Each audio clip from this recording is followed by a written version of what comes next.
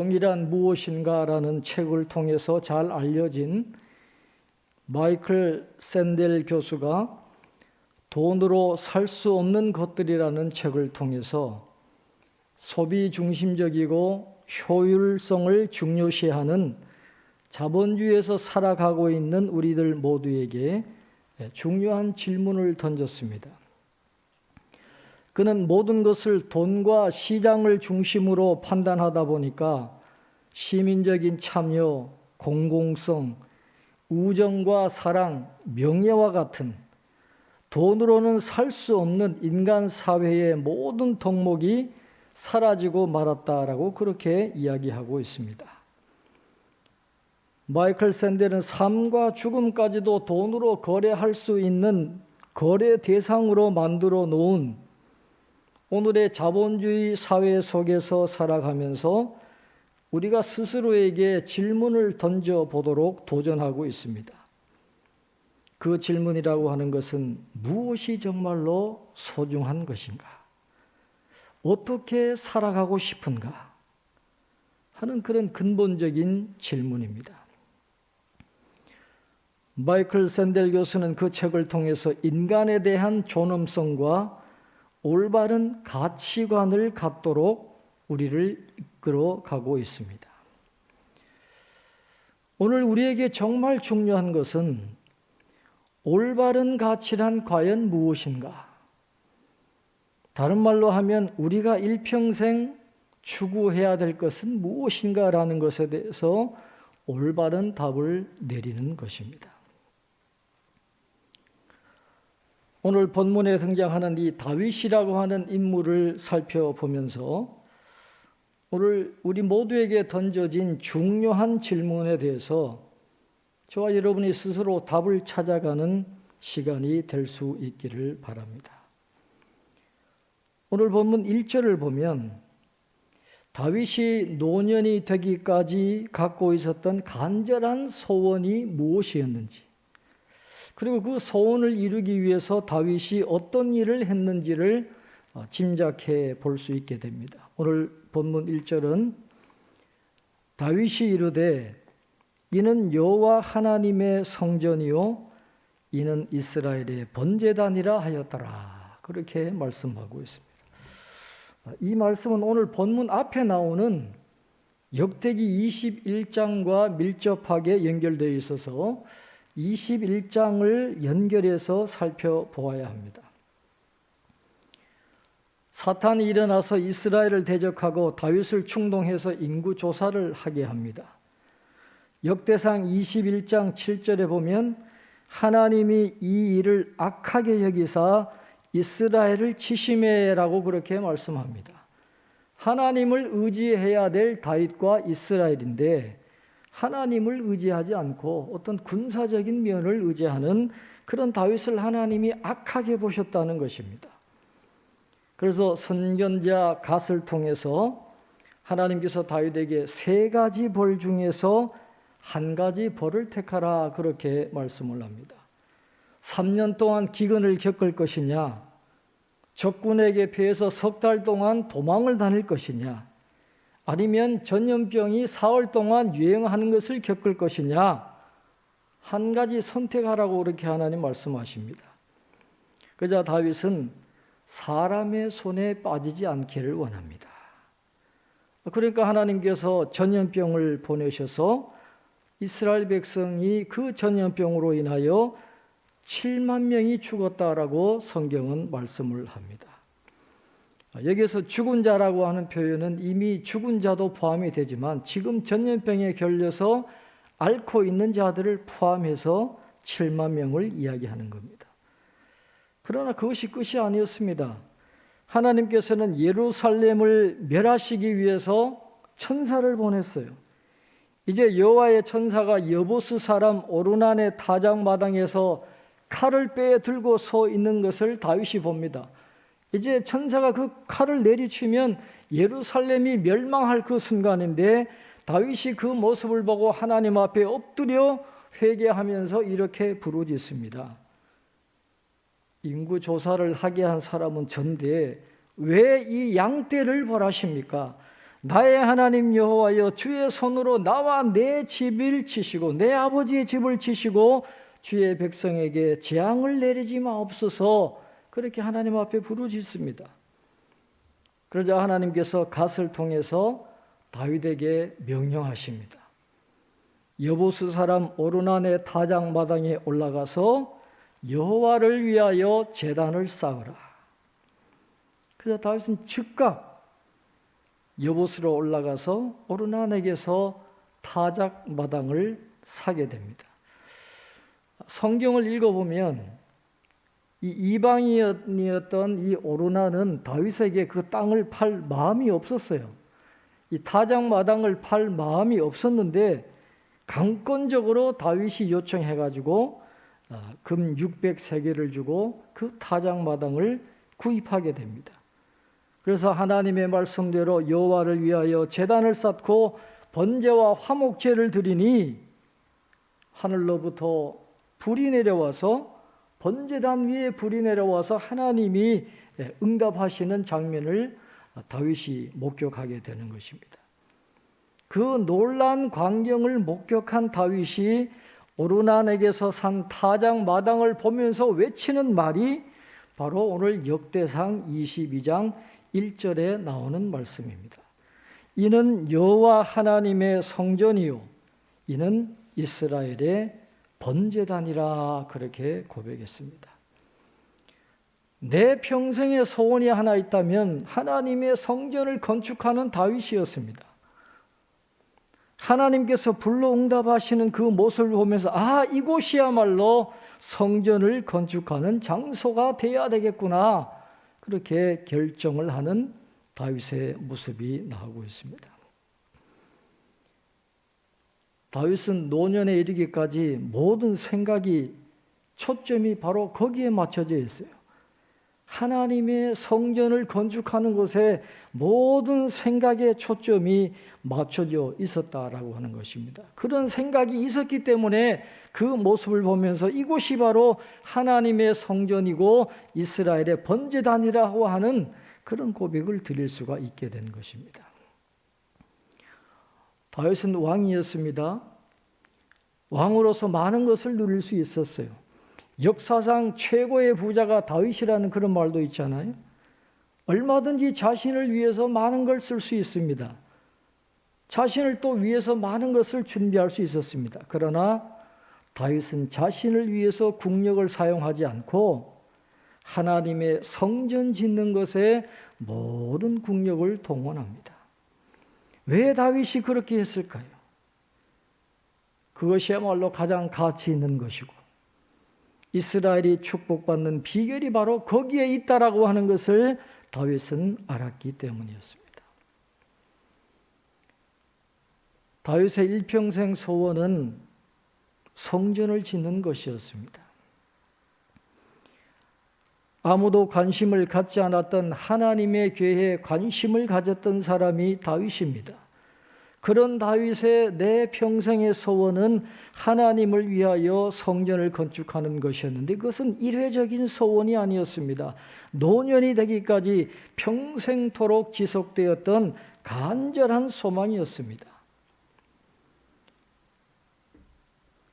그러나 하나님께서는 다윗에게 하나님의 성전을 건축할 수 있는 은혜를 허락해 주시지 않았습니다.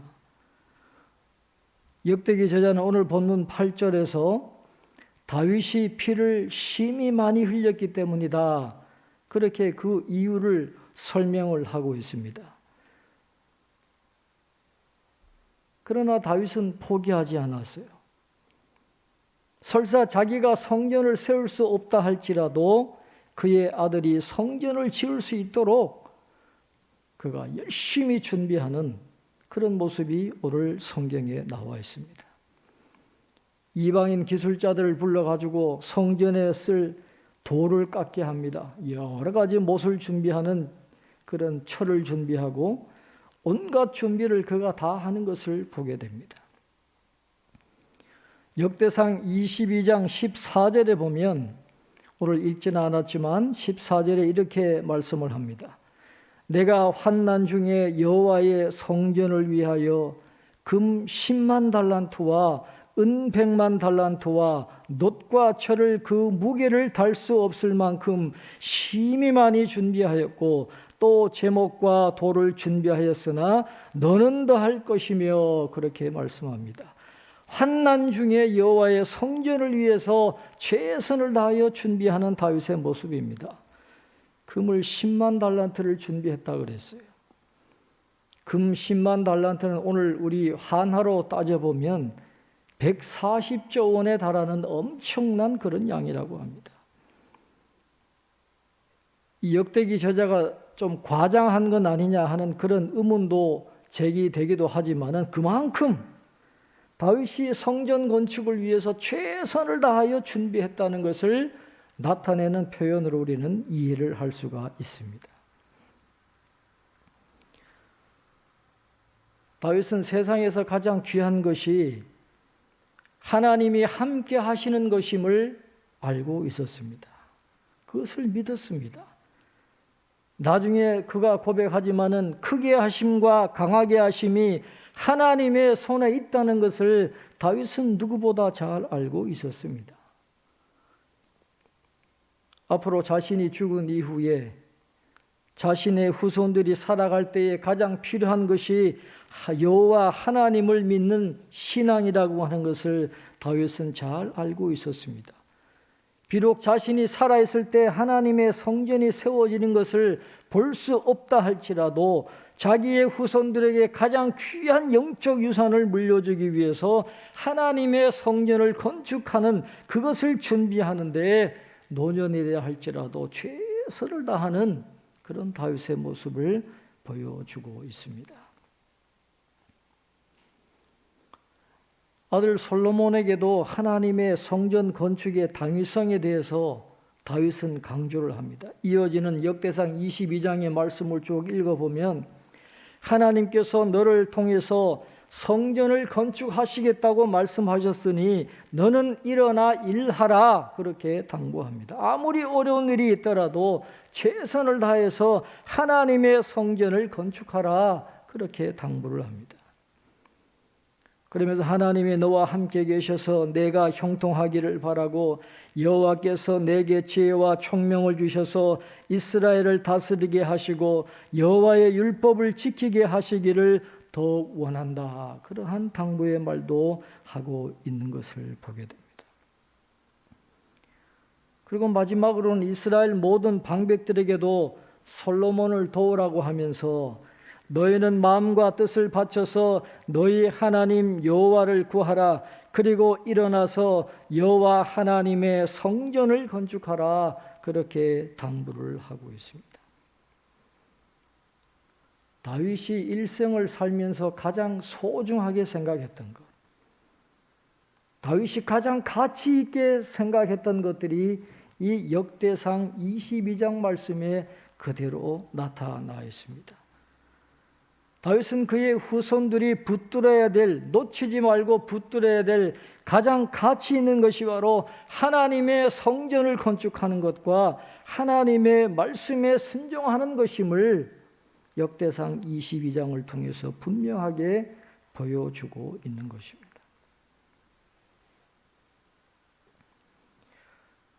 우리는 주의 전을 위해서 부지를 준비한 사람들을 기억하지 않는 경향이 있어요. 우리는 종교개혁가 마틴 루터는 잘 기억하고 있습니다. 그러나 마틴 루터 이전에도 개혁가들이 있었습니다. 그리스도를 위해서 불에 타 죽고 감옥에서 죽고 복음을 위하여 자린하게 죽은 수많은 남녀들이 마틴 루터 이전에도 존재하고 있었습니다. 마틴 루터는 자기를 위한 기회가 마련되어졌을 때 하나님의 성전을 세울 수 있는 부지가 완벽하게 준비되었을 때 나타난 것뿐입니다. 그러나 하나님은 마틴 루터만 기억하지 않으십니다.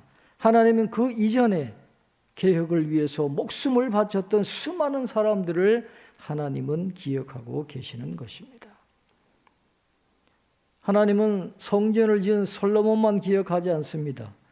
그 성전을 위해서 준비했던 다윗을 하나님은 기억하고 계시는 것입니다. 오늘 우리의 사명이 성전을 세우지는 못한다 할지라도 그 성전 부지를 마련하고 기초석을 준비하는 것일지라도 우리는 오늘 우리에게 맡겨진 사명을 소홀히 해서는 안 될 것입니다. 하나님이 주신 사명이라면 다윗처럼 우리도 최선을 다해야 할 줄로 믿습니다. 사람은 기억하지 않아도 하나님은 기억하실 것이기 때문입니다. 다윗은 성전을 세우는 데 있어서 자신의 역할을 다했습니다. 오늘 우리는 스스로에게 이런 질문을 던져보게 됩니다. 나는 내가 맡은 역할을 다하고 있는가? 우리는 곧 사라지게 될 것입니다. 우리의 날은 그리 길지 않을 겁니다. 요한복음 9장 4절에 밤이 오리니 그때는 아무도 일할 수 없느니라 그랬어요. 밤이 오기 전에 우리는 이 낮 시간 동안 시간을 낭비하지 않고 사명을 감당해 나가야 되는 것입니다. 찰스 스펄전 목사님이 이런 예화를 든 적이 있습니다. 찰스 스펄전 목사님이 아주 부유한 어떤 교인의 임종을 지켜보았다 그렇게 이야기합니다.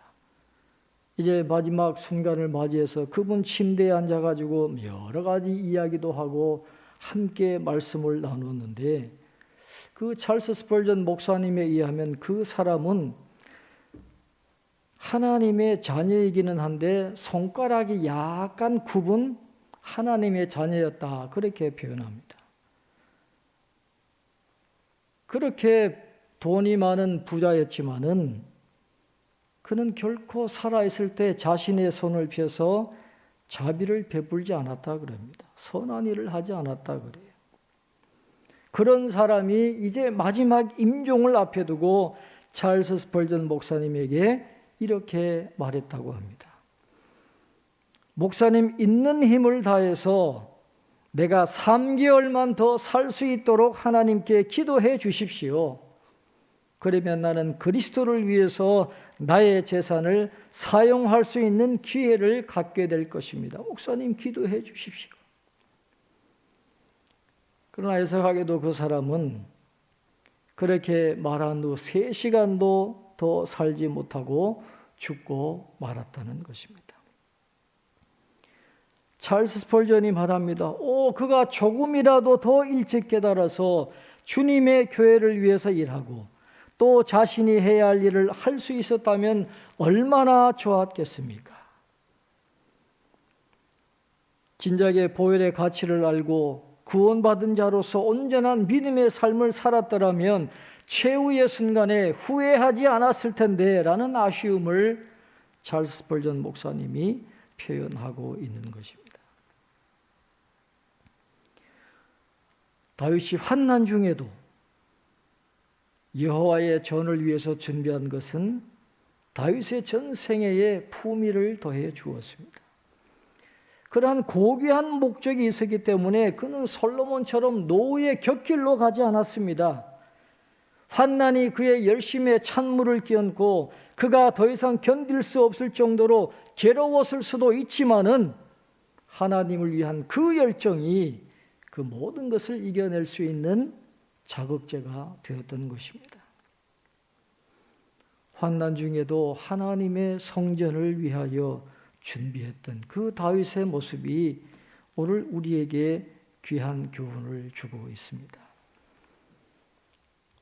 오늘은 대림절 3번째 주일입니다. 이 땅에 오신 주님을 기다리고 또 주님의 삶을 되새기는 그런 절기인데 이 땅에서 살다 가신 주님의 삶을 우리는 기억해야 합니다. 다윗이 환난 중에도 자기의 사명을 완수했던 것처럼 주님은 비록 수치와 침뱉음을 당한다 할지라도 고뇌와 피 같은 땀을 통해서 하나님이 주신 사명을 계속 감당해 나가셨습니다. 주님은 환난 중에도 그 일을 마다하지 않으셨습니다. 주님께서는 자신의 고난과 죽음을 통해서 하나님의 넘치는 은혜와 영광이 오늘날 이 세상과 교회에 임하게 하셨습니다. 오늘 우리가 그 주님을 닮아가야 한다면 다윗과 같이 보라 환난 중에도 나는 여호와의 전을 위하여 준비하였도다 라는 말을 우리가 할 수 있어야 될 것입니다. 가장 귀한 것이 무엇입니까? 우리가 평생 추구해야 될 가장 귀한 가치가 무엇일까요? 오늘 저와 여러분 모두가 이러한 영적인 분별력을 가지고 가장 귀한 것이 무엇인가를 분명히 인식하면서 그 가장 귀한 것을 위해서 남은 삶을 헌신하는 저와 여러분이 될 수 있기를 바랍니다. 이 땅의 부활을 쌓는 것이 아니라 저 하늘나라의 부활을 쌓는 다윗이 일평생 달려갔던 그 믿음의 길을 저와 여러분이 달려가게 되시기를 주님의 이름으로 축원합니다. 기도하겠습니다. 존귀하신 하나님 아버지, 대림절 세 번째 주일 예배를 하나님 앞에 드리게 하시고 하나님의 말씀을 듣게 하시니 감사합니다. 오늘 다윗이 성전 건축을 위해서 죽기까지 최선을 다하여 준비한 이 아름다운 모습을 통해서 오늘 우리가 이 세상을 살아가면서 붙들어야 할 가장 귀한 가치가 무엇인지 다시 한번 생각해 볼 수 있도록 인도해 주시니 감사합니다. 하나님, 다윗의 그 믿음이 우리 모두의 믿음이 되게 하시고 다윗이 환난 중에도 성전을 위해서 최선을 다하여 준비한 그 모습처럼 우리가 남은 생에 하나님이 맡겨주신 사명을 감당하기 위해서 최선을 다하여 살아갈 수 있는 저희들 다 될 수 있도록 축복해 주시옵소서. 내 평생의 소원이 하나님의 전을 건축하는 것이었습니다. 그 다윗의 그 아름다운 믿음이 후손들에게 이어질 때 하나님의 복이 임하였던 것처럼 오늘 우리도 영적인 분별력을 가지고 가장 귀한 것이 바로 하나님의 말씀에 순종하면서 하나님이 주신 사명을 감당하는 것임을 잊지 말고 끝까지 믿음의 길을 잘 달려나갈 수 있는 저희 모든 성도님들 다 될 수 있도록 축복해 주시옵소서.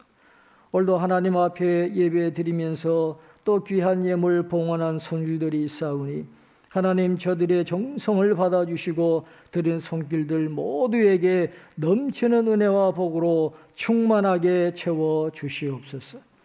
하나님, 코로나19가 진정되지 않고 더 창궐하고 있는 이 위기의 순간에 하나님 은혜를 베풀어 주시옵소서. 속히 이 전염병에서 우리를 건져 주시옵소서. 낙심하고 지친 우리의 심령이 하나님의 은혜로 샘을 얻도록 도와주시고 항상 하나님을 바라보면서 우리가 승리하는 삶을 살아갈 수 있도록 주님 은혜를 허락하여 주옵소서.